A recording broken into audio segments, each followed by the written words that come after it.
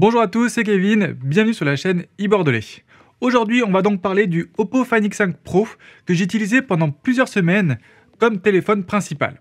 J'ai déjà fait une vidéo prise en main sur ce mobile, donc si vous ne l'avez pas encore vue, n'hésitez pas à aller la voir. Tout ce que j'ai dit dans cette première vidéo, je le pense toujours, sauf pour la partie photo-vidéo qui a été vraiment upgradée avec les mises à jour qu'on a eues depuis. La partie photo-vidéo, vous inquiétez pas, on en parlera longuement juste après dans la vidéo. Si on revient sur le design, ce téléphone-là, je l'ai vraiment eu dans la poche pendant un mois sans aucune protection. Et comme on peut voir ici, j'ai toujours aucune micro-rayure sur la face arrière. Donc là, on peut dire que la face arrière en céramique est vraiment hyper solide. Donc c'est super si vous voulez avoir votre téléphone sans aucune coque. Par contre, toujours pareil, là je l'ai bien essuyé, je le prends en main un petit peu ici, je le retourne et hop, directement trace de doigt. Ça du coup, j'ai plutôt vous conseillé le coloris blanc plutôt que le noir, qui est certes magnifique, mais bon, c'est vraiment un aimant à trace de doigt. On continue les tests et on s'intéresse maintenant plus particulièrement aux différents usages. Pour la partie divertissement, on a vraiment un excellent combo écran plus haut-parleur qui va nous permettre une super expérience. La navigation sur le web est hyper fluide, merci à l'écran 120 Hz. Cet écran a en plus la bonne idée d'être adaptatif, donc il va vraiment s'adapter en fonction du contenu qu'on va regarder. Donc il va pouvoir s'adapter entre 120 Hz et 1 Hz. Pour ce qui est écoute de la musique et les films, les haut-parleurs sont stéréo, donc ça c'est très bien, donc on va avoir une très bonne immersion pour les films, et pour la musique on aura une très bonne qualité, pour des petits haut-parleurs de téléphone portable bien sûr. Pour la partie productivité, là j'ai vraiment été super content de ce téléphone-là. Premier point super important, c'est que le téléphone capte super bien.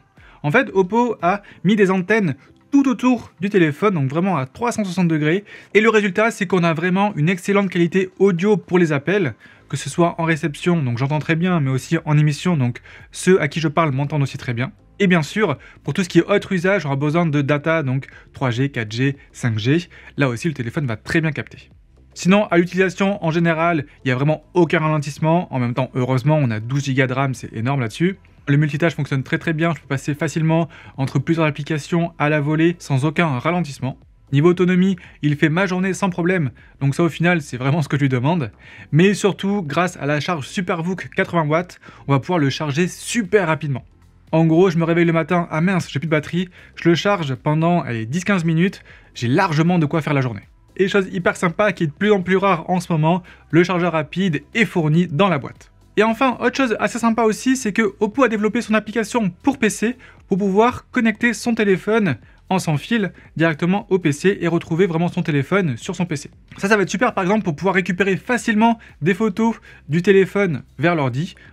Mon téléphone en fait apparaît sur mon écran de PC, j'ai juste à prendre la photo et à la mettre sur mon bureau, en glisser-déposer. Pareil, si vous avez besoin de répondre rapidement à un SMS, taper au clavier, ça va quand même plus vite que taper sur le téléphone. Et donc en utilisation productivité, là c'est vraiment hyper pratique. Pour ce qui est des jeux vidéo, là j'en avais parlé dans ma prise en main, donc c'est toujours aussi bien, le téléphone est hyper puissant, il y a vraiment tout qui tourne. Le téléphone ne chauffe pas trop en plus, même dans des sessions un peu plus longues. Donc j'ai pu jouer plus d'1 heure avec le téléphone en main ici. Donc toujours pareil, la chaleur est assez bien diffusée sur tout le téléphone. Il y a un petit point un peu plus chaud ici, mais c'est pas non plus dramatique. Le téléphone, je peux quand même le tenir en main. Donc le refroidissement, malgré une utilisation intensive, est très bien géré par ce téléphone Oppo. Donc pas de souci pour les jeux vidéo. On va maintenant parler de la partie photo et vidéo. Et avant de passer au bureau pour analyser vraiment les photos et les vidéos, j'aimerais bien revenir sur le fait que Oppo a vraiment analysé les habitudes des consommateurs pour pouvoir vraiment personnaliser son bloc photo de la meilleure des façons. En fait, ils ont remarqué que nous, utilisateurs, on utilisait principalement l'ultra grand angle et le grand angle. Le résultat, c'est qu'on va avoir le même capteur de très bonne qualité, à la fois sur l'ultra grand angle et le grand angle. Deuxième truc qu'ils ont remarqué, c'est qu'on aime bien prendre des vidéos assez rapidement comme ça sur le vif. Et forcément, on va attendre, ça va bouger un petit peu. Et donc là, ils ont choisi de sacrifier un quatrième capteur pour avoir plus de place pour l'appareil photo principal et ainsi le stabiliser sur 5 axes. Et ça, vous verrez que ça fait la différence. Enfin, ils ont aussi remarqué que l'utilisateur aimait prendre des photos et des vidéos dans toutes les conditions de lumière et pas mal à l'intérieur et du coup dans des conditions assez compliquées. Et pour ça, ils ont développé leur propre puce de traitement d'image. Donc c'est la puce qui s'appelle Mari Silicon, donc c'est écrit juste ici là. Cette puce-là va pouvoir permettre de traiter des photos et surtout des vidéos en temps réel et même de nuit. Tout ça grâce à l'intelligence artificielle et donc elle va pouvoir rattraper des photos et des vidéos dans des conditions très difficiles pour les rendre vraiment regardables. Et bien sûr, pour des résultats encore plus uniques, ils ont aussi fait un partenariat avec Hasselblad pour retrouver sur certains modes et certains filtres les couleurs type d'Hasselblad pour vraiment avoir un traitement un petit peu unique et une photo qui ressemble pas forcément à une photo de téléphone. pense que vous serez d'accord avec moi, je pense que c'est vraiment un excellent parti pris. Voilà, on met que 3 capteurs photo, mais on en met 3 qui sont vraiment très bons. On en profite pour bien stabiliser le capteur principal. Et donc c'est parti, on va passer à l'analyse des photos et vidéos au bureau. On se retrouve au bureau, et d'ailleurs j'en profite pour tourner ce segment directement avec le Oppo Find X5 Pro. Voilà, là il n'y a pas meilleur exemple, vous avez vraiment la qualité en face. Et l'audio c'est pareil, hein, c'est l'audio directement du téléphone. Là maintenant par contre, on repasse sur le micro ici. On va donc analyser ensemble différentes photos et vidéos que j'ai prises avec le téléphone. J'ai fait des photos dans 3 grandes villes de France différentes. Dites-moi en commentaire si vous avez trouvé les 3 villes. On va donc commencer avec la première ville de nuit. Là, c'est une photo d'un bâtiment qui était vraiment éteint. D'habitude, ce bâtiment-là, on le voit plutôt allumé. Et là, même éteint, donc juste éclairé par les lampadaires ici. On va voir qu'on a quand même une très bonne photo. Et surtout, on va avoir du détail, même dans les zones vraiment très sombres ici. Là, on va voir qu'on voit bien les sculptures qu'on a ici sur les piliers. Et ça, c'est très très bien. Chose super sympa aussi à savoir quand on va sur la photo d'après, c'est qu'on a encore du détail, même sur l'ultra grand angle et de nuit. Ça, c'est vraiment super rare, même sur les téléphones les plus haut de gamme, de conserver du détail. En particulier sur les bords de l'image ici, on va voir qu'on aura quand même du détail sur les pavés ici. Et bien sûr, toujours pareil, hein, quand on va zoomer là, on aura encore du détail ici. Mais voilà, vraiment, de nuit sur l'ultra grand angle, on a déjà des très bons résultats. Allez, on change de ville ici, un petit peu plus dur peut-être à deviner. Ici, on va voir l'importance qu'on a d'avoir un capteur 50 mégapixels par rapport à un capteur 12 mégapixels. Donc là, comme on peut voir ici, ça c'est la photo en 12 millions de pixels ici, donc on voit la dimension là. Et si je passe sur celle d'après, on va voir que là j'ai 2 fois plus de pixels ici. Sauf que, est-ce que ça a vraiment une importance lorsqu'on va zoomer dans l'image? Déjà on voit que niveau qualité d'image, on a à peu près pareil, celle-ci a un poil plus froide. Et surtout, on va s'intéresser aux écritures qu'on a au centre de l'image ici. Donc là, je suis sur la photo en 50 millions de pixels. Et là, on va voir qu'on arrive à lire le titre ici, ça va. Là, tout ce qu'il y a là, on n'arrive pas à le lire. Là, ici, on arrive aussi bien à lire ici. Là aussi, Della Musica. On arrive à lire, mais voilà. Pas beaucoup plus que ça. Si maintenant, je passe sur la photo en 12 mégapixels, et pareil que je zoome ici, on va voir qu'au final, eh ben, là, l'affichage, j'arrive à lire. Là, toujours pas ici. Là, après, pareil ici. Autant le 50 millions de pixels de jour, c'est hyper pratique. Et on va vraiment voir la différence. Là, de nuit, comme vous pouvez le voir, la différence est quand même très peu notable. Donc, comme d'habitude, on va privilégier le 12 mégapixels en basse lumière et on se fera plaisir avec le 50 mégapixels de jour dans de bonnes conditions. Allez, on continue. 3e grande ville ici, où là, on va voir que de nuit, en photo, peu importe les conditions, ça marche. Là, il faut savoir que j'avais un premier plan qui était vraiment très éclairé parce que j'avais un lampadaire juste au-dessus. Mais que le deuxième plan, donc comme on peut voir ici avec le fleuve et les reflets dans l'eau, était lui beaucoup moins éclairé. Et bien malgré ça, j'ai quand même une très bonne image avec tous mes plans qui sont bien exposés. Et c'est là vraiment où on voit toute la puissance de la puce Marine Silicon qui va permettre de traiter l'image en temps réel. Bon là vous avez vu, on a fait vraiment un gros focus des photos de nuit parce que c'est les photos les plus compliquées forcément à réussir et vous voyez qu'ils s'en sortent très bien. De jour ça marche aussi très bien forcément.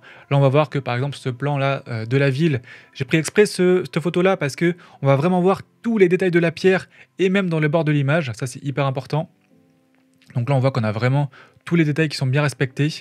J'ai pas non plus une image qui est trop traitée par la puce Marine Silicon, c'est quand même assez équivalent à ce qu'on en voyait dans la vraie vie. J'ai essayé aussi un petit peu de macro et vous voyez que ça marche assez bien, peu importe le capteur qu'on va utiliser. Donc là j'étais au grand angle ici et même avec le téléobjectif on a un résultat qui je trouve est un peu plus sympa. Le bokeh derrière est un peu plus doux, même si on perd un petit peu en détail ici. Voilà, quand sur le grand angle, là on va vraiment voir ici tous les petits détails de la fleur. Le téléobjectif par contre, là où il va être hyper intéressant, ça va être pour tout ce qui est sujet humain. Et là vous allez voir aussi que l'appareil photo, en tout cas pour l'instant, il n'est pas parfait. Donc cette première photo, j'ai une tête un petit peu déformée, c'est normal, elle a été prise avec l'ultra grand angle. Vraiment, il ne faut pas prendre de photos de portrait à ultra grand angle, mais on voit que j'ai une couleur qui est un petit peu bizarre ici. La balance des blancs, bizarrement, elle bouge jamais normalement. Vraiment, j'ai aucune différence de balance des blancs entre l'ultra grand angle, le grand angle et le téléobjectif, sauf là où pour des photos portrait, sans activer le mode portrait d'ailleurs, là je sais pas pourquoi, il n'a pas réussi à me faire 3 photos avec la même balance de blanc. Et pourtant on a essayé, on a vraiment pris ces 3 photos là au moins 5 ou 6 fois. Et donc là le résultat ça va être que à ultra grand angle j'ai une tête qui est vraiment ultra déformée, au grand angle c'est un petit peu mieux et vous voyez aussi que la colorimétrie est un petit peu mieux. Mais par contre c'est vraiment avec le téléobjectif que le visage je trouve est vraiment le plus sympa. Et en plus de ça, là où la colorimétrie est aussi la mieux. J'ai quand même pris une photo avec le mode portrait et j'ai pas pris une photo de moi, mais j'ai pris une photo d'un animal, une belle petite poule, et là vous pouvez voir que ça marche vraiment super bien. Niveau détourage, même sur toutes les plumes ici, on voit que le téléphone a vraiment fait les bons choix. Bon là c'est un petit peu lissé, mais bon, en dézoomant hein, ça le fait vraiment super bien. Et on voit aussi que le flou est progressif. Donc c'est à dire que là on a un flou qui est assez limité parce qu'on a assez près, et quand on s'éloigne ici, on a beaucoup plus de flou, et c'est ça qui rend la photo beaucoup plus naturelle et qui simule beaucoup mieux l'effet flou qu'on aurait avec une grosse optique photo. Pour vous donner une idée, hein, sans le mode portrait, c'était ça. Si on passe à la vidéo, bon la vidéo sur le montage, hein, je vous le mets directement parce que là, en enregistrant l'écran, vous aurez une moins bonne qualité, vous l'avez directement en plein écran. Hop, là ce qu'on peut voir, c'est que la stabilisation marche vraiment super bien. Donc comme vous pouvez le voir, même si je marche et qu'en plus c'est totalement irrégulier comme sol, on a vraiment l'impression que je suis sur un rail. Par contre, chose à remarquer ici, parce que les conditions étaient vraiment hyper spéciales, hein, vous savez c'était le jour où le ciel était tout rouge là, où il y avait le sable du désert ou je sais pas quoi. Bien on voit que le téléphone cherche un petit peu la bonne exposition, donc je vous conseillerais toujours que lorsque vous trouvez vous la bonne exposition, vous la bloquez sur le téléphone, et après du coup ça évite ces problèmes là où le téléphone va éclairer, déséclairer, éclairer, déséclairer et ainsi de suite. Mais en tout cas la stabilisation marche super bien. Pareil sur cette autre vidéo là, où là je vais marcher du coup, toujours pareil sur le pont, comme on peut voir hein, que j'avance hein, vraiment, et pourtant la qualité va être vraiment très bien, et surtout le bruit est vraiment hyper bien maîtrisé. Et c'est là qu'on voit vraiment toute la puissance de cette puce Marine Silicon qui va être capable de traiter 30 images par seconde en 4K pour avoir ce résultat en vidéo. Dernière condition vraiment la plus compliquée, là c'était dans un bar, donc avec différents spots, des lumières et tout ça. Et donc là, comme on peut voir, c'est qu'on a une vidéo qui est vraiment bien utilisable. On a même un petit flou à l'arrière-plan. L'éclairage rouge, hein, c'est normal parce que c'était vraiment comme ça dans le bar. Donc vraiment, en vidéo, peu importe les conditions, on aura quelque chose de très bien, vraiment d'excellent même pour un téléphone. Ce truc que je vous ai dit, hein, attention à l'exposition, à la bloquer si jamais le téléphone fait un petit peu n'importe quoi.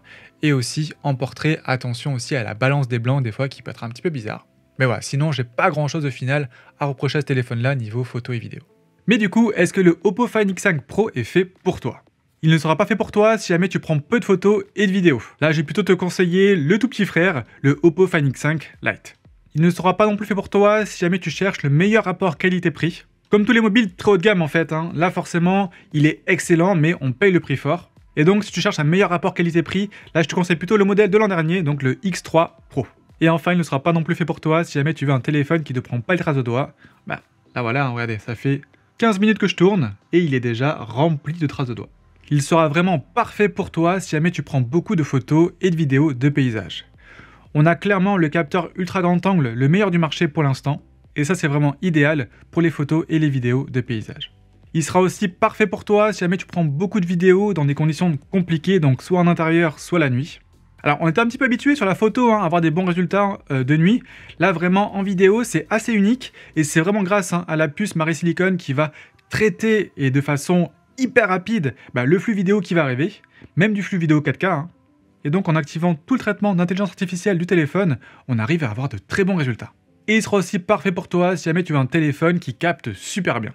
Ça c'est un critère qu'on a souvent tendance à oublier, et vraiment ce téléphone là, même avec ma puce Cdiscount mobile qui capte à la base pas vraiment partout, vraiment j'ai eu aucun souci avec, et c'est hyper appréciable de ne pas être coupé dans un appel, de tout le temps avoir de la bonne connexion.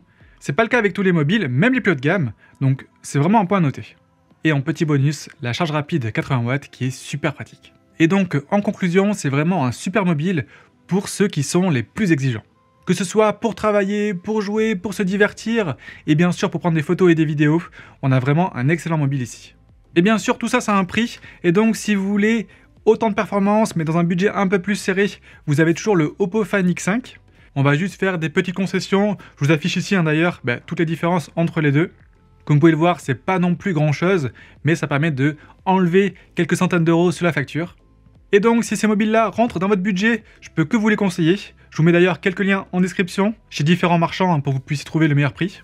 N'hésitez pas à poser toutes vos questions en commentaire, j'y répondrai avec grand plaisir. Pensez à mettre un petit pouce bleu si la vidéo vous a plu et vous a aidé, ça motive vraiment. Et nous, on se retrouve très vite en live ou en vidéo.